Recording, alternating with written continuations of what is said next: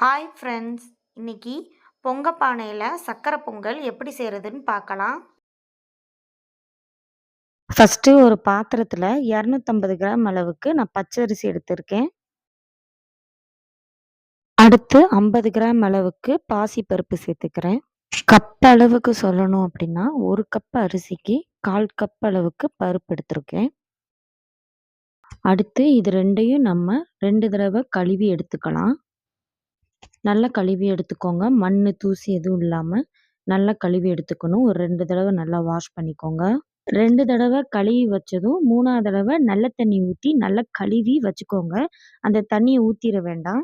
இப்போ நம்ம அந்த தண்ணி யூஸ் பண்ணி தான் பொங்கல் செய்ய போகிறோம். அடுத்து பொங்க பானையில் நம்ம கழுவி வச்சிருந்த தண்ணியை சேர்த்துக்கலாம். நான் 3ஆவதா கழுவி வச்சுருந்தேன்ல தண்ணி, அதை சேர்த்துக்கிறேன். அரிசி கழுவி நம்ம இந்த தண்ணியை இந்த பானையில் ஊற்றிக்கலாம். பானை முங்குற அளவுக்கு ஊற்றிக்கோங்க. பானையிலேருந்து 1 இன்ச் கம்மியாக ஊற்றிக்கோங்க. இது மாதிரிக்க அரிசியை நம்ம கலைச்சி நம்ம சேர்த்துக்கிட்டா தான் தண்ணி பொங்கி வரும். நார்மல் தண்ணி ஊற்றுனீங்க அப்படின்னா பொங்கி வராது.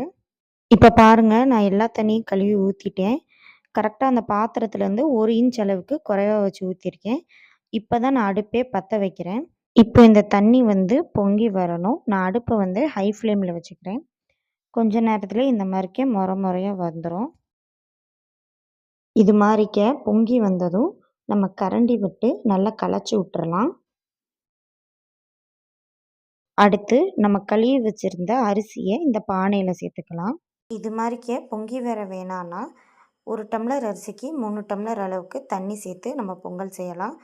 அந்த பொங்கல் எப்படி செய்கிறதுன்னு நம்ம யூடியூப் சேனலில் இருக்குது, செக் பண்ணி பாருங்கள். அரிசி எல்லாம் சேர்த்ததும் 1 டம்ளர் அரிசிக்கு 3 டம்ளர் அளவுக்கு தண்ணி இருக்கிற மாதிரிக்க வச்சுட்டு மித்த தண்ணியெல்லாம் எடுத்துடலாம். தண்ணி நல்லா வற்ற ஆரம்பிச்சிருச்சு. இப்போ நம்ம கரண்டியை வச்சு நல்லா கிளறி விட்டுக்கலாம். நல்லா இந்த மாதிரிக்க கிளறி விட்டுக்கிட்டே இருந்தீங்க அப்படின்னா கொல கொலன்னு வரும். 5 ஏலக்காவையும் ஒரு சின்ன துண்டு சுக்கையும் இந்த மாதிரிக்க பவுட்ரு பண்ணி சேர்த்து நல்லா மிக்ஸ் பண்ணி விட்டுக்கிறேன். இப்போ பாருங்கள், தண்ணியெல்லாம் நல்லா வற்றி வந்துருச்சு. இப்போ நம்ம வெல்லத்தை சேர்த்துக்கலாம். நான் 300 கிராம் அளவுக்கு வெல்லத்தை இந்த மாதிரிக்க உடச்சி சேர்த்துக்கிறேன். 250 கிராம் அரிசி, 50 கிராம் பருப்புக்கு 300 கிராம் அளவு வெல்லம் சரியாக இருக்கும். இன்னும் கொஞ்சம் இனிப்பாக வேணும் அப்படின்னா ஒரு 50 கிராம் எக்ஸ்ட்ரா கூட சேர்த்துக்கோங்க. இந்த வெல்லத்தை சேர்த்து நல்லா நம்ம கிளறி விட்டுக்கணும். வெல்லம் நல்லா கரைஞ்சிருச்சு. தண்ணி நல்லா வற்றி பொங்கல் நல்லா குழஞ்சி வந்திருக்கு. இப்போ நம்ம கொஞ்சம் நெய் சேர்த்துக்கலாம். நான் ஒரு 5 டேபிள் ஸ்பூன் அளவுக்கு நெய் சேர்த்துக்கிறேன். நல்லா நெய் சேர்த்து மிக்ஸ் பண்ணி விட்டுக்கோங்க.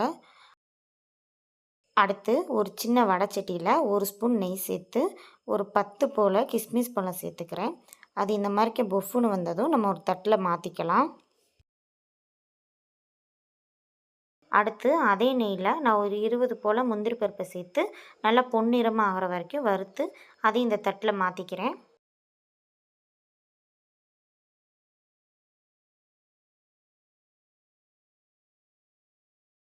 நம்ம வறுத்து வச்சுருந்த முந்திரி பருப்பு, கிஸ்மிஸ் பழத்தையும் இப்போ நம்ம பொங்கலில் சேர்த்து நம்ம நல்லா கலந்து விட்டுறலாம்.